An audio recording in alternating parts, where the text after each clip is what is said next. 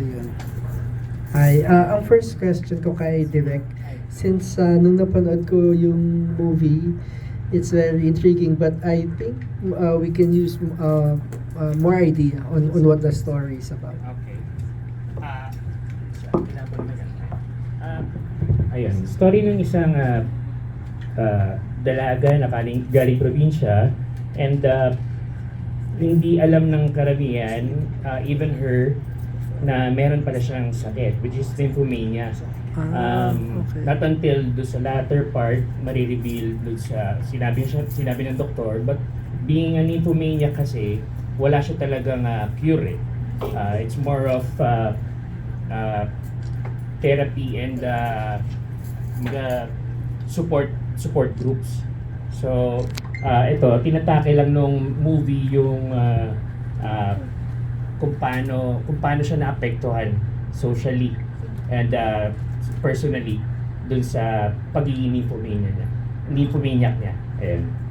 Okay. Sa mga artista naman natin, yung characters you play in the movie, starting with Candy. Sa akin po, yung character ko dun is yung tipo na what we really want. Pangalan? What we really want as a friend, ganun. Yun yung kumbaga, yung character ko doon, yun yung klaseng tao na siya yung gusto kong maging kaibigan. What you see is what you get. Barubal, maarte, bakla. Pero yun yung klase ng tao na alam mo, someone who will stay by your side no matter what happen. Ano nga name ng character mo, Candy? Dayan po. Dayan, Ako po thank si you. Dayan. Okay, thank you. Jessa? Ako po si Luisa dito. Ang character ko po dito is hindi po talaga ako nakasabay sa generation, yung Gen Z, yung mga ganun po.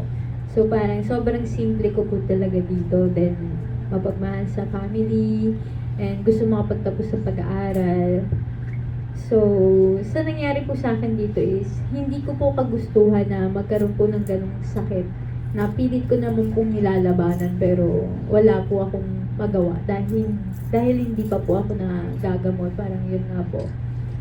Pero sa kalooban ko po is hindi po talaga ako ganung tao. Yun po yung tingin ko sa character ko na mabuting tao si Luisa na dahil lang sa sakit kaya siya nakakagawa ng mga kasalanan. Rash? Yung character ko naman po dito is ako po dito si Arman na isang caretaker. Then tahimik lang siya pero nasa loob yung kulo. Then nung nilabas niya yung kulo doon na nag-umpisa yung kalokohan ni Arman, lumabas na yung totoong character talaga niya. So ganun si Arman dito. Last question ko sa mga artista natin. Mas okay ba sa inyo na gumawa ng sexy scenes kung ang ka-eksena nyo ay hindi nyo masyadong ka-close, or mas okay ba yung ka-close nyo? You started, Rash. Rash. Sa akin, actually, mas okay yung close ko na. Yung ganun. Kasi- Pero mas okay din sa akin, pinaka-okay talaga sa akin, yung naka-eksena ko na din, magka-eksena ulit kami. So, mas comfortable na ako kaysa dun sa ka-close ko din. First time lang kami magkaka-eksena, medyo may ilang pa ako. So, para sa akin dun ako sa naka-work ko na. Kahit hindi ko siya close, naka-work ko na siya din, magkaka-work kami ulit, tapos may love scene kami. So, mas comfortable ako sa ganung. Basta naka-work mo na kahit minsan lang. Yeah. Okay. Jessa? Mas komportable po talaga na close mo na yung tao. Pero kung bago lang po kayo magkakilala, is tingin ko kailangan po talaga na mag-usap kayo kung ano yung mga hindi pwede, kung ano ba yung ayaw mo, yung mga ganun po. Kasi po, mas importante po nagkakaintindihan kayong dalawa para magawa nyo po ng maayos yung karakter nyo. Tsaka para po, hindi na rin po mahirapan yung mga proto, yung mga ganun po. Hindi? Para sa akin po, mas madali talaga yung work pag kilala mo na yung tao or ka-close mo na siya. Kasi komportable na kayo, napag-uusapan na yung mga do and don'ts nyo, and madali lang para sa'yo i-call out yung tao na yun kung if he crossed the line, ganun. But if hindi ko siya kilala or never ko pa naka-work, siguro nandun pa yung parang konting, parang ilang parang, uy, nahihiya ako dito, mabait kaya to, ano kaya iniisip dito. So, yun lang naman. Kaya ako natanong kasi inisip ko pagka-close mo, parang Ang dali pagkaibigan mo lang. na, Oo, madali lang siya. matatawa Ang ka daan. or parang hindi mo maalis sa utak mo na magkaibigan kayo. Ay, para sa akin, sir, mas magaan yung work pag kaibigan mo na. Kasi after na magtatawanan na lang kayo, gano'n. Eye to eye. Oo. Yun yung nakakaya. Ganun. Yun yung advantage pag close na. Magchichikahan kayo, uy, ang galing mo dun na, gano'n. Okay. Salamat. Thank you, Jojo. Now let's have Eugene Assis of People's Journal. Yes, sir. Good afternoon. Ang itatanong ko yung parang tinanong din namin kanina kasi back to back nga ito. Gusto kung ano lang yung tanong. Hindi ba, ano yung mga eksena nyo na nahirapan kayo sa pelikula?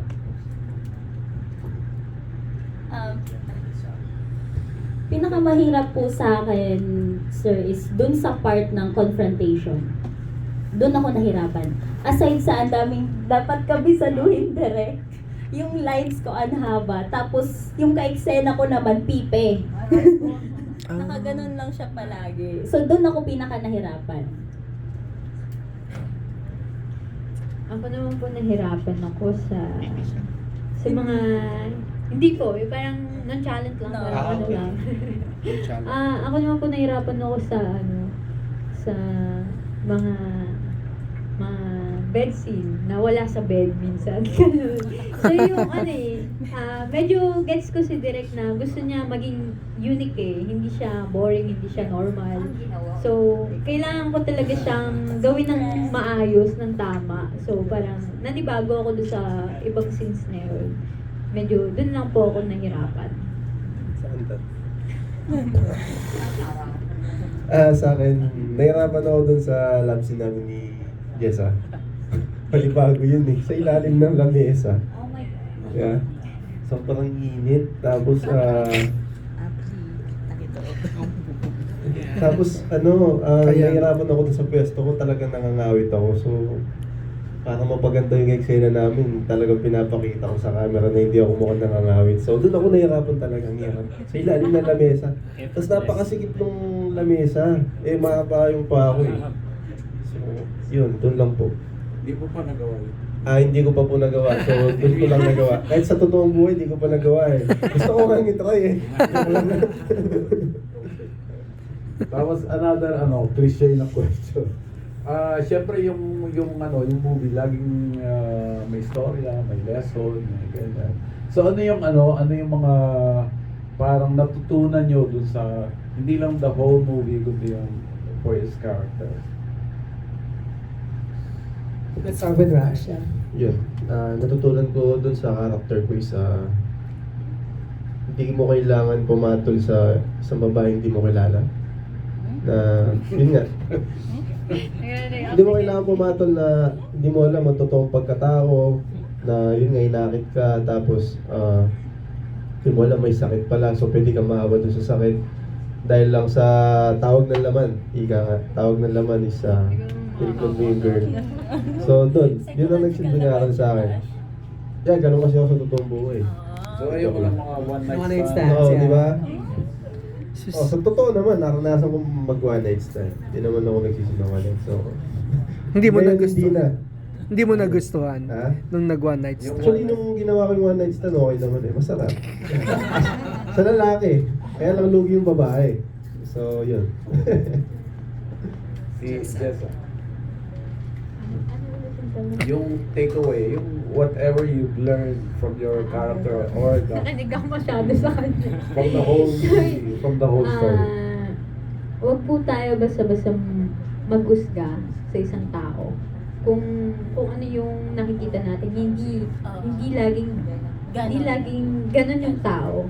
Maaring may Sa ilan. Hindi. iba siyang Dahilan. rason kung bakit niya nagagawa yung ganung bagay. Then, mas okay na mas kilalanin natin yung tao bago tayo maghusga na ganito siya, ganun siya. Kasi, pag nakilala mo yung tao, mararamdaman mo kung totoo naman o hindi. Yun So, True. si Candy yung nakakita talaga ng ugali ko doon sa character ko. Okay. Candy.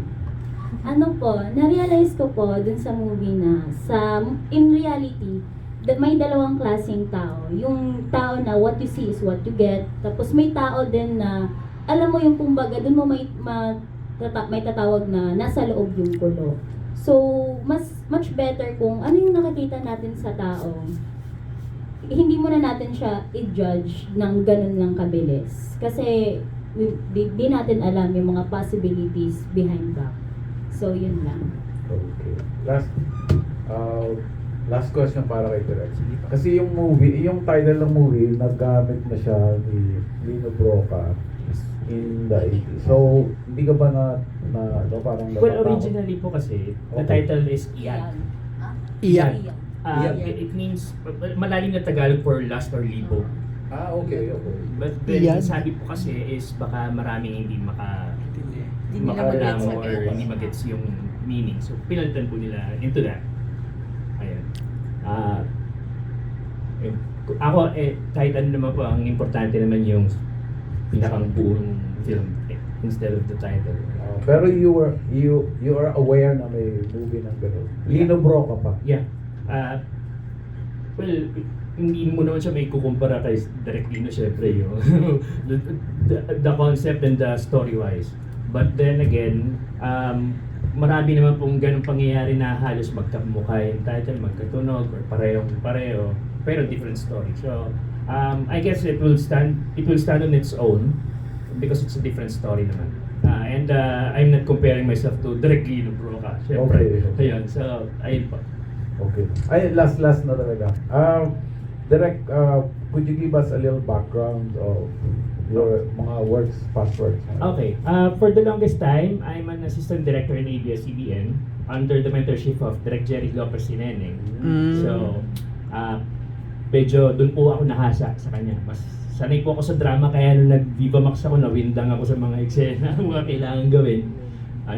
Ayun. So, halos lahat po na ginawa namin Direk Jerry since 2006 up to 2018 or 19. Ayun po. Nung lumipat sa GMA, nag-GMA din po ako. Pero bago po kasi ako lumipat GMA, nakapag-direct na rin ako sa ABS, yung Kadena ng Ginto, mga ipaglaban mo na the episodes, tapos nag-movie na rin po ako with Direk Jerry. So pagdating naman po sa hasang-hasa na ako kasi basically kahit nakapikit alam ko na yung trabaho ni Direk Jerry, vice versa. Ganun. So when I asked him if I could try doing my own Viva Max, he supported me. He wrote the script, which is our concept. Ayun, so happy naman po ako doon sa naging output. So hanggang ngayon parang suportado ka pa ni Direk? Yes po. Kasi we've been more than co-workers eh. Parang na pong pamilya kami ni Direk Jerry. So para kung siyang tatay, nanay. Kasi nandito na rin siya. Yes. Okay. Ginawa po namin first yung Rita eh. Okay. Yes. Kasama ka rin sa Ako po yung nag-AD sa kanya doon sa Rita. And then, eto po yun. Ito yung sinulat ni Direk Jerry. Yes po, siya po nagsulat yun. Pero yung pangalan po kasi dyan is Jessie Lopez. Ayun yung iyan yun. Okay. So, Kinahiya ba niya? hindi naman po. Hindi naman. Screen name lang. Kasi ang huling sulat po niya is when he did, I think Soltera eh. Yun yung huli niya sinulat eh. So, ngayon lang ulit siya nagsulat dahil sa akin. Ayun. Wow. Congrats and good luck. And thank you. Thank you. Now let's hear from Ms. Litz Miralles of the